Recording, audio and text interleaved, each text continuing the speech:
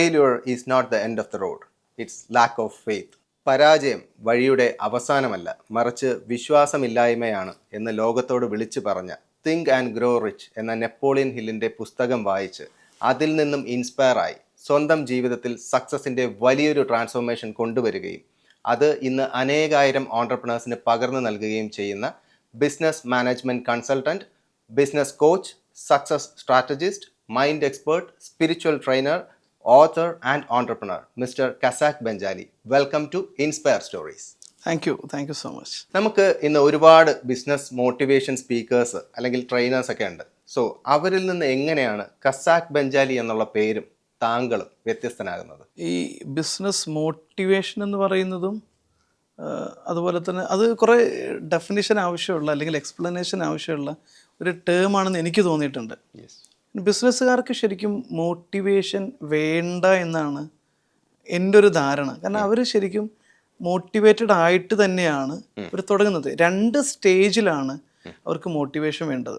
അത് ഒന്ന്, അവർ തകർന്ന് നിൽക്കുന്ന സമയത്ത്, സ്വാഭാവികമായിട്ടൊരു ബിസിനസ് തുടങ്ങുന്ന സമയത്ത് അവർ തന്നെ ഹൈലി മോട്ടിവേറ്റഡ് ആണ്. ആ മോട്ടിവേഷനാണ് അവരൊരു ബിസിനസ്സുകാരനാക്കുന്നത്. കാരണം ഒരു ബിസിനസ്സുകാരൻ ബിസിനസ് ചെയ്യാൻ തീരുമാനിക്കുന്നത് റിസ്ക് എടുക്കാൻ തിരഞ്ഞെടുക്കുകയാണ്. സാധാരണ ഒരു ജോലിക്കാരൻ വേറെ എന്തെങ്കിലും സക്സസ്സിന് വേണ്ടി പോകുന്ന പോലെ അല്ല ബിസിനസ്സുകാരൻ. അപ്പോൾ അവർക്ക് മോട്ടിവേഷൻ അവരുടെ ഉള്ളിലുണ്ട്. പക്ഷെ അവർ തകർന്നു പോകുന്ന സമയത്ത്, പരാജയപ്പെട്ടു പോകുന്ന സമയത്ത്, അപ്പോഴാണ് നിങ്ങളെ കൊണ്ട് കഴിയുമെന്നൊരാൾ പറയുക, അല്ലെങ്കിൽ അവർക്ക് വിശ്വാസ്യനായ, അവർക്ക് തോന്നുന്ന, മീൻസ് ഇയാൾക്ക് എന്നെ ഗൈഡ് ചെയ്യാൻ പറ്റും തോന്നുന്ന ഒരാളുടെ വാക്കുന്നോ അല്ലെങ്കിൽ കുടുംബത്തിൽ നിന്നൊക്കെ ഒരാൾ പറയുകയാണ് ഇത് നിങ്ങളെ കൊണ്ട് കഴിയുമെന്ന് തോന്നുന്നു. ആ ഒരു ഘട്ടത്തിൽ അവർക്കൊരു ഇൻസ്പിരേഷൻ, ഞാൻ പറയാം ഇൻസ്പിരേഷനാണ്. മോട്ടിവേഷൻ നമ്മുടെ ഉള്ളിൽ നിന്ന്, അതാത് വ്യക്തികളുടെ ഉള്ളിൽ നിന്ന് ഉണ്ടാവേണ്ടതാണ്. ഇപ്പോൾ ഞാനാണെങ്കിലും വേറെ ഏത് വ്യക്തിയാണെങ്കിലും നമുക്കൊരാളെ ഇൻസ്പയർ ചെയ്യാനേ പറ്റുള്ളൂ. രണ്ടാമത് അവർക്ക് വേണ്ടതെന്ന് പറഞ്ഞു കഴിഞ്ഞാൽ ഗൈഡൻസ് ആണ്. അതായത് ഇപ്പോൾ ഒരു ബിസിനസ്സുകാരൻ്റെ ബിസിനസ് ലൈഫിൽ അയാൾ ഒരു പക്ഷേ പ്രോഡക്റ്റ് എക്സ്പേർട്ട് ആയിരിക്കും, അല്ലെങ്കിൽ അയാളുടെ സർവീസിൽ അയാൾ പുലിയായിരിക്കും. പക്ഷെ അയാൾ മിസ് ചെയ്യുന്ന കുറേ ലിങ്കുകളുണ്ടാവും. ടീം മാനേജ്മെൻറ്റ്, അതല്ലെങ്കിൽ സ്ട്രാറ്റജിയിൽ, മാർക്കറ്റിങ്ങിൽ, ബ്രാൻഡിങ്ങിൽ, പ്രോസസ് എഫിഷ്യൻസി കൂട്ടുന്നതിൽ, ടെക്നോളജിയിൽ അവർ മിസ് ചെയ്യുന്ന ആ ഏരിയയെ കൂട്ടിയിണക്കി കൊടുക്കുകയും ഗൈഡ് ചെയ്യുകയും ചെയ്യുക എന്നുള്ളതാണ് നമ്മളുടെ റോളായിട്ടുള്ളത്. സോ ഞാൻ ചെയ്യുന്നത് ഒരു മോട്ടിവേഷൻ എന്നതിനും അപ്പുറത്ത് ആവശ്യമുള്ള ഘട്ടത്തിൽ ഓൺട്രപ്രണേഴ്സിനെ ഇൻസ്പയർ ചെയ്യുകയും അതോടൊപ്പം തന്നെ അവരെ ഗൈഡ് ചെയ്യാൻ ശ്രമിക്കുകയും ചെയ്യുക എന്നുള്ളതാണ്. ജസ്റ്റ് ഒരു എക്സാമ്പിൾ പറയും. ഇപ്പോൾ റീസെൻ്റ് ആയിട്ടാണ് 2022 ഞങ്ങളുടെ ഒരു 10x ട്രാൻസ്ഫോർമേഷൻ എന്ന് പറയുന്ന ഒരു കമ്മ്യൂണിറ്റി ബിൽഡ് ചെയ്തത്. ഇപ്പോൾ എറണാകുളത്ത് തന്നെയുള്ള ഒരു സിറാജ് എന്ന് പറയുന്ന വ്യക്തി, അപ്പോൾ ഞങ്ങൾ എല്ലാവരോടും ഫസ്റ്റ് തന്നെ അവരുടെ ഉള്ളിലൊരു കൃത്യമായിട്ടൊരു 3 ഇയർ വിഷൻ ബോർഡ് സെറ്റ് ചെയ്യാൻ പറഞ്ഞിട്ടുണ്ടായിരുന്നു. അപ്പോൾ പുള്ളി എന്നോട് ചോദിച്ചു എന്താണ് ഈ വിഷൻ ബോർഡ്, എന്താണ് ചെയ്യേണ്ടത്? അപ്പോൾ ഞാൻ പറഞ്ഞതെന്ന് വെച്ചാൽ, ഒരു കുട്ടി ഒരു ടോയ്സ് ഷോപ്പിലേക്ക് കയറി ചെന്നിട്ട് ആ കുട്ടിയോട് നമ്മൾ പറയാണ് നീ ആവശ്യമുള്ളതൊക്കെ എടുത്തോ എന്ന് പറഞ്ഞു കഴിഞ്ഞാൽ ആ കുട്ടി എന്തൊക്കെ എടുക്കും? അതുപോലെ നമുക്ക് ആവശ്യമുള്ളതൊക്കെ നമ്മൾ വാരി വലിച്ചിട്ട് എടുക്കൂലേ?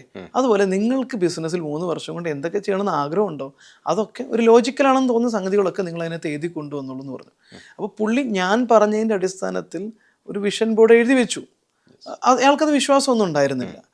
പക്ഷേ ഇത് നടക്കും എന്നുള്ളൊരു ഫീല് നമ്മുടെ ഉള്ളിൽ കൊടുക്കുകയും ആ വിഷൻ ബോർഡിലേക്ക് കൃത്യമായിട്ടുള്ള മൈൻഡിനെ ഫോക്കസ് ചെയ്യാൻ ഗൈഡ് ചെയ്യുകയും ചെയ്തപ്പോൾ കഴിഞ്ഞ ദിവസമാണ് അദ്ദേഹം ഞങ്ങളുടെ ആ ഒരു 10x ട്രാൻസ്ഫോർമേഷൻ എന്ന് പറയുന്ന ഗ്രൂപ്പിൽ, ഞാനതിൻ്റെ ഓഡിയോ വേണമെങ്കിൽ കേൾപ്പിച്ചു തരാം, പുള്ളി ആ ഒരു ഇത് ഇട്ടത്. കാരണം അന്ന് വിഷൻ ബോർഡ് വെറുതെ എഴുതി വെച്ചാണ് പുള്ളി ഇങ്ങനെയാണ് എനിക്ക് ഇന്ന യൂണിറ്റുകൾ തുടങ്ങണം, പാർട്ട്ണർ അന്ന് പാർട്ട്ണറുണ്ട്, അപ്പോൾ ബിസിനസ് തുടങ്ങണം എന്നൊക്കെയുള്ള അയാളുടെ ഉള്ളിൽ എപ്പോഴും ഒരു ആഗ്രഹമുണ്ട്, ഇതൊക്കെ സ്വന്തമായിട്ട് തുടങ്ങണമെന്ന് ആഗ്രഹമുണ്ട്, വെറുതെ എഴുതി വെച്ചതാണ്. പക്ഷേ അന്ന് പ്ലാൻ ചെയ്തതിനേക്കാൾ ഏറെ കാര്യങ്ങൾ പുള്ളിക്ക് ചെയ്യാൻ പറ്റി.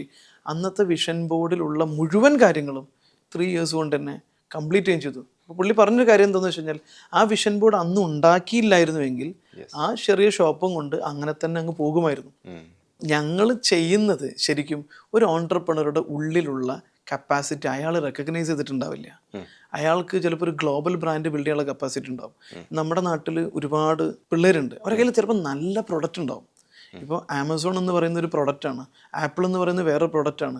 നമ്മൾ ഇന്ന് കാണുന്ന പല സാധനങ്ങളും ഇതുപോലെ ഗ്ലോബലി വിൽക്കാൻ പറ്റുന്ന പ്രൊഡക്റ്റാണ്. പക്ഷെ അവരിതൊന്നും അറിയില്ല. അവരെ ലോക്കൽ മാർക്കറ്റിൽ അവരുടെ വിഷൻ അത്രയായിരിക്കും. അവരെ നാട്ടുകാർക്കിടയിൽ അവർക്ക് ആവശ്യമുള്ള 1 ലക്ഷമോ 2 ലക്ഷം രൂപ ലാഭം വാങ്ങിച്ച് കഴിഞ്ഞു പോകുന്നവരായിരിക്കും. പക്ഷേ ഇതിനെ കൃത്യമായിട്ടൊരു ബ്രാൻഡിങ് സ്ട്രാറ്റജിയിലേക്ക് കൊണ്ടുവന്നു കഴിഞ്ഞാൽ, കൃത്യമായ ഒരു മാർക്കറ്റിംഗ് പ്ലാൻ സെറ്റ് ചെയ്ത് കഴിഞ്ഞാൽ, നല്ലൊരു ടീമിനെ ബിൽഡ് ചെയ്ത് കഴിഞ്ഞാൽ, അതിനകത്ത് നല്ലൊരു പ്രോസസ്സ് ഉണ്ടാക്കി കഴിഞ്ഞാൽ, അതിനകത്ത് നല്ലൊരു ഫൈനാൻഷ്യൽ മാനേജ്മെൻറ്റ് സിസ്റ്റം ഉണ്ടാക്കി കഴിഞ്ഞാൽ, നമ്മളുടെ ലോക്കലി ഉള്ള പല സാധനങ്ങളെയും നമുക്ക് വലിയ രീതിയിൽ ഗ്ലോബൽ ബ്രാൻഡ് ചെയ്യാൻ പറ്റും. ഏറ്റവും വലിയ ഉദാഹരണമാണ് നമ്മുടെ ഫ്രഷ് ടു ഹോം എന്ന് പറയുന്നത്. മീൻ വിൽക്കുക എന്ന് പറയുന്ന സാധനത്തെ ആ പ്രോസസ്സിൽ ചെറിയ മാറ്റങ്ങൾ കൊണ്ടുവന്നു അതൊരു ഗ്ലോബൽ ബ്രാൻഡാക്കി മാറ്റി. അപ്പം നമ്മൾ ചെയ്യുന്നത് നമ്മുടെ മുന്നിലെത്തുന്ന ഓൺട്രപ്രണർ അവർ വിശ്വസിക്കാത്ത, അവർക്ക് അവർ കഴിയുമെന്ന് വിശ്വസിച്ചിട്ടില്ലാത്ത ചില ഏരിയയിൽ അവർ അസസ് ചെയ്തിട്ട് അവരെ കൊണ്ട് കഴിയുമോ എന്ന് നോക്കി അതിലേക്ക് ഗൈഡ് ചെയ്യുകയും അത് അവരെ തോന്നിപ്പിക്കുകയും ചെയ്യുക, അതിലേക്ക് ഡയറക്റ്റ് ചെയ്യുക. ഇതാണ് ഒരു കോച്ച് അല്ലെങ്കിൽ ഒരു മോട്ടിവേഷൻ സ്പീക്കർ എന്ന്, സോക്കോൾഡ് മോട്ടിവേഷൻ സ്പീക്കർ എന്ന് വിളിക്കുമെങ്കിലും ഞാനൊരു ഇൻസ്പയറിങ് ഗൈഡാണ്. ശരിക്കും ഗൈഡൻസ് ആണ് നമ്മൾ പ്രധാനമായിട്ടും ചെയ്യുന്നത്, കൊടുക്കുന്നത്. അപ്പം ഞാൻ ആ ചോദിച്ച ചോദ്യത്തിൻ്റെ ഒരു ബാക്കിയുണ്ട്, ലൈക്ക് എങ്ങനെയാണ് ഖസാക്ക് ബെഞ്ചാലി എന്നുള്ള പേര് അവിടെ വ്യത്യസ്തമായി നിൽക്കുന്നത് എന്നുള്ളത്. അതായത് ഞങ്ങൾ ഇപ്പോൾ 2 രീതിയിലാണ്. ഇപ്പോൾ ഒരുപാട് മോട്ടിവേഷൻ അല്ലെങ്കിൽ കോച്ചുമാരൊക്കെ ഉണ്ടെങ്കിലും ഞങ്ങൾ കീപ്പ് ചെയ്യുന്ന 2 വാല്യൂസ് ഉണ്ട്.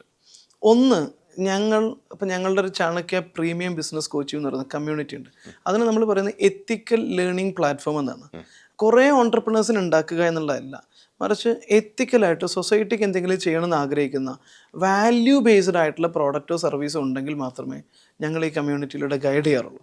അപ്പോൾ ഞങ്ങൾ ഗൈഡ് ചെയ്യുന്ന ഓൺട്രപ്രണേഴ്സിന് തീർച്ചയായിട്ടും എങ്ങനെയെങ്കിലും കുറേ പൈസ ഉണ്ടാക്കണം, എങ്ങനെയെങ്കിലും കുറേ കാശ് ഉണ്ടാക്കണം എന്ന് ആഗ്രഹിക്കുന്നവരെ ഞങ്ങൾ എന്ത് ചെയ്യാറില്ല, ഗൈഡ് ചെയ്യാറില്ല.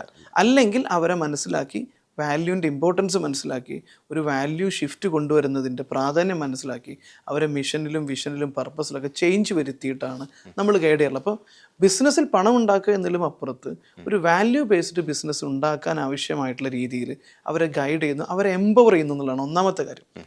രണ്ടാമത്തത്, ഞങ്ങളുടെ അടുത്ത് വരുന്ന ക്ലയൻസിനോട് ബിഹേവ് ചെയ്യുന്നത് ഇറ്റ്സ് ലൈക്ക് ഫാമിലി അല്ലെങ്കിൽ സഹോദര തുല്യമായിട്ടുള്ള വളരെ ക്ലോസ്ഡ് ആയിട്ടുള്ള അറ്റാച്ച്മെൻറ്റോട് കൂടിയിട്ടാണ്. കാരണം ഒരു ട്രെയിനർ എന്ന് പറഞ്ഞാൽ അല്ലെങ്കിൽ ഒരു കോച്ച് എന്ന് പറഞ്ഞാൽ ആളുകൾ അംഗീകരിക്കുകയും അല്ലെങ്കിൽ ഒരുപാട് ആൾക്കാർ അപ്രീഷിയേറ്റ് ചെയ്യുകയും ചെയ്യുമ്പോൾ നമുക്കൊരു ജാടയും കാര്യങ്ങളൊക്കെ വരുന്നവരുണ്ടാവാം. പക്ഷെ നമ്മളുടെ ക്ലയൻറ്റിൻ്റെ റിസൾട്ട് ഫോക്കസ് ചെയ്ത് ഏത് എക്സ്റ്റെൻറ്റ് വരെയും പോകാൻ കൂടെ നിന്ന് ചെയ്യുക എന്നുള്ളതാണ്. അവിടെ നമ്മൾ സർവീസ് അതിൻ്റെ മോണിറ്ററി വാല്യൂ നോക്കാറില്ല. അപ്പോൾ അവർ ഇൻവെസ്റ്റ് ചെയ്യുന്ന പണം ചിലപ്പോൾ 10,000 രൂപയാണെങ്കിൽ 1 ലക്ഷം രൂപയുടെ വാല്യൂ എങ്കിലും കൊടുക്കാൻ ശ്രമിക്കുന്നു എന്നുള്ളതാണ് ഞങ്ങൾ എപ്പോഴും ചെയ്യാറുള്ളത്. അത് തന്നെയാണ് നമ്മുടെ ക്ലയൻസിന്, നമ്മളിപ്പോഴും ക്ലയൻറ്റുമായിട്ട് നല്ല സൗഹൃദത്തിൽ നിൽക്കുന്നതിൻ്റെ കാരണം ആ ഒരു വാല്യൂ നമ്മൾ കീപ്പ് ചെയ്യുന്നതല്ല. എപ്പോഴാണ് ഈ പേരിലേക്കുള്ള ഒരു ട്രാൻസ്ഫോർമേഷൻ ഉണ്ടായത്? ലൈക്ക് അതൊരു റീബ്രാൻഡിങ് പ്രോസസ് ആയിരുന്നു. അത് എങ്ങനെയാണ് ആ പേര് വന്ന ഒരു വഴി എങ്ങനെയാണെന്നൊന്ന് പറയാം. ഞാൻ വഴി കുറേ ഉണ്ട് അതിനകത്ത്. എന്നാൽ പോലും ഞാനൊരു കോച്ചാവാൻ തീരുമാനിക്കുന്നത്, ഞാൻ ദുബായിൽ ഒരു ബിസിനസ് കൺസൾട്ടൻ്റായിട്ട് ഒരു 5-6 വർഷം വർക്ക് ചെയ്തതിന് ശേഷം പിന്നീട് ഒരു ദുബായിലെ തന്നെ ഏറ്റവും വലിയൊരു ലീഡിങ് കോൺട്രാക്റ്റിംഗ് കമ്പനിയുടെ പ്രോസസ് കംപ്ലയൻസും അതുപോലെ തന്നെ ക്വാളിറ്റി അഷുറൻസ് പ്രോസസ്സും സിസ്റ്റവും ഒക്കെ ബിൽഡ് ചെയ്യുന്നതിൻ്റെ ഹെഡായിട്ട് വർക്ക് ചെയ്തുകൊണ്ടിരിക്കുകയാണ്. എൻ്റെ ഉള്ളിലൊരു പാഷൻ ഞാൻ തിരിച്ചറിഞ്ഞ് ഇൻഡസ്ട്രിയിലേക്ക് വരുന്നത്. പക്ഷേ ആ പേരെന്ന് പറയുന്നത് സ്വാഭാവികമായിട്ട് ഇവിടുത്തെ പ്രോഡക്റ്റ് ഞാനാണ്. എൻ്റെ പ്രോഡക്റ്റ് ദിലീപ് പറയുന്ന പോലെ കുറച്ച് ഓവറായാലും എല്ലാവരും ശ്രദ്ധിക്കും എന്ന് പറയുന്ന പോലെ ആ പേരിൽ ഒരു ഇമ്പോർട്ടൻ്റ് ഉണ്ട്. നമ്മളിപ്പോൾ പേര് പറയുന്നത് പല പേരുകളും ആ പേരല്ലായിരുന്നുവെങ്കിൽ ചിലപ്പോൾ അത്രയും ശ്രദ്ധിക്കപ്പെട്ടില്ലായിരിക്കാം. അപ്പോൾ റീബ്രാൻഡിങ് എന്ന് പറയുന്നത് ഇത് പുതിയൊരു പേരൊന്നുമല്ല. ഖസാക്ക് ബെഞ്ചാലി എന്ന് പറയുന്നത് എൻ്റെ പേരിൻ്റെയും എൻ്റെ ഫാമിലി നെയിമിൻ്റെയും ഷോർട്ട് ഫോം ആണത്.